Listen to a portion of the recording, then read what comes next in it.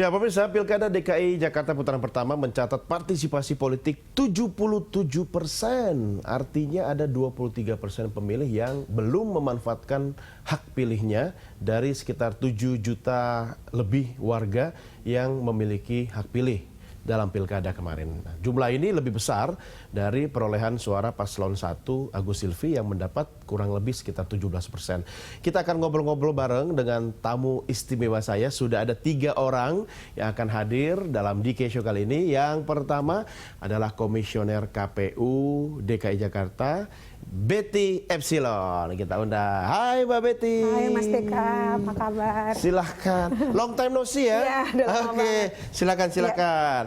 Nah, selain Mbak Betty, kita juga akan ngobrol dengan 2 orang tim ses paslon ya. Nah, langsung saja saya undang, sudah ada Raja Juli Antoni dan Angga Wira. Oke, langsung saja kita undang. Wah, kalau ini the king ya, Raja. Kabar Bang, sehat? Alhamdulillah saya. Thank you. Mas Angga apa kabar? Thank you. Yuk silakan. Kalian salaman lagi nih. Salam Ini warna-warni ya, kayak pelangi ya. Tapi itu ada birunya tuh. Menandakan kan koalisi yang mereka kampanye. Oke, Mbak Betty, makin sibuk ya? Apalagi mau putaran kedua ya? Ya, alhamdulillah masih sibuk. Sekarang lagi rekapitulasi perolehan suara di tingkat kabupaten kota.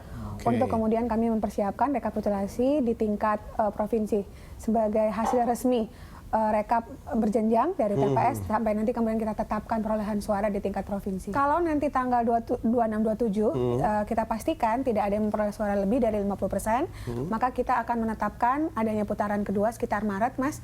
Dan kemudian kalau memang ada putaran kedua tanggal 19 April kita akan mencoblos kali kedua. Ini terhadap teman-teman yang kemarin belum sempat nyoblos ya kan, atau belum bisa karena berbagai persoalan, belum terdaftar kah atau persoalan teknis di lapangan, gimana antisipasinya? Iya, dalam sejarah penyelenggaraan pemilu di DKI Jakarta setelah pasca reformasi, maka pemungutan suara 15 Februari 2017 adalah tingkat partisipasi tertinggi. Tertinggi. Ya, yang pernah dicapai oleh DKI Jakarta. 77, sekian persen berdasarkan hasil sistem informasi penghitungan kita.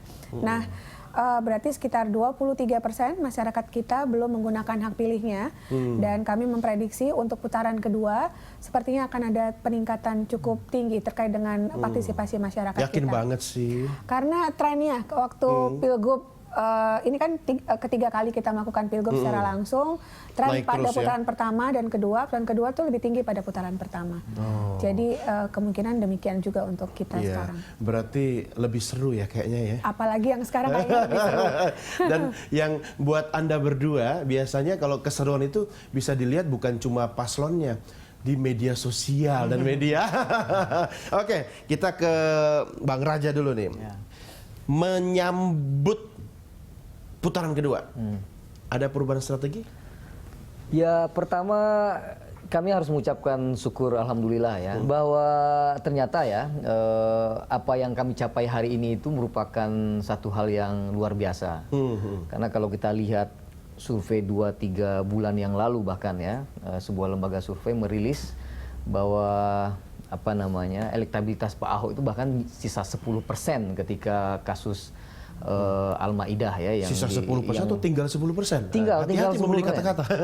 Tinggal 10%, Okay. tinggal 10% ketika itu dikatakan, karena ya itu Pak Ahok difitnah dengan isu Al-Maidah ya, ada demo besar-besaran dan sebagainya, dengan kerja keras relawan, partai politik dan juga semua pihak yang mendukung, akhirnya kami bisa menang dalam putaran pertama ini dengan angka yang juga besar ya, 42 atau 43% gitu kalau kita melihat itu. Ya, ini capaian yang luar biasa gitu. Nah, tinggal kemudian nanti kita hitunglah bagaimana kemudian 89% ini bisa kita selesaikan ya. Tapi sekali lagi dari angka 10 ke angka 42 itu merupakan kerja keras yang luar biasa. Rasanya 8-9% rasanya sih tidak akan terlalu susah seperti apa yang kita hadapi yang lalu. Maksudnya dengan kondisi tsunami dan badai, oke lah ya? Ya, badai pasti berlalu ya, dan telah berlalu. Sekarang menurut saya tinggal asal masyarakatnya rasional, Ya. tidak ada lagi isu-isu yang primordial, insya Allah saat putaran ke depan kami bisa menang. Iya. Sekarang gimana strateginya nih putaran kedua? Tambah seru nih. Ya tentunya sama ya, kita harapkan di putaran kedua tingkat partisipasi tadi yang seperti Ya. Bu Betty sampaikan akan naik, meningkat, dan kita Itu juga penting dari ya. internal pasangan Anies Sandi kita bikin sebuah gerakan juga, gerakan Jakarta Ayo Memilih. Karena ini ya kita harapkan sih tingkat partisipasinya mungkin bisa sampai 90,3%. 90,3%. Harus ada angka tiganya Oh juga gitu lah. ya. Ya. Nanti yang di sini 90,2%. Dan saya rasa ya suasana ke depan saya pikir di putaran kedua ini karena tinggal 2 pasangan calon, kita harapkan sih lebih kepada adu gagasan dan program ya. Tadi juga Mas Jajuli juga sampaikan jangan lagi kepada isu-isu sara dan primordial, kita lebih bagaimana membedah para kandidat itu dari sisi rekam jejak, kapasitas, kapabilitas, dan tentunya terobosan program-program yang ada. Nah ini kan diferensiasinya sudah bisa kelihatan di sisi masing. Jadi semakin dipertajam ya, di situ kita sebagai penantang petahana kan tentunya juga harus bisa mempersiapkan segala sesuatunya yang lebih konkret. Kita lihat dari perkembangan debat 1, debat 2, dan debat 3 itu makin tajam ya, analisa-analisa dan juga adu gagasan. Adu gagasan-gagasan yang ada gitu kan. Saya juga cukup apresiasi ya, misalnya ada tanggapan mengenai kemarin program kita mengenai DP 0 rupiah, juga mengenai program kita OKOC.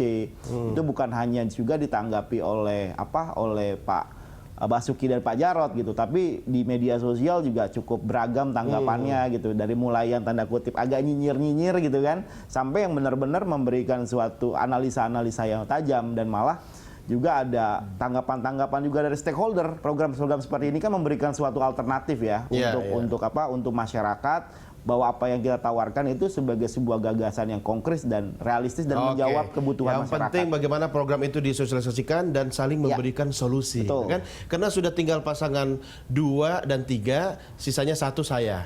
Berita 1, nomor 1. Jangan kemana-mana, kita lanjutkan sesaat lagi pemirsa.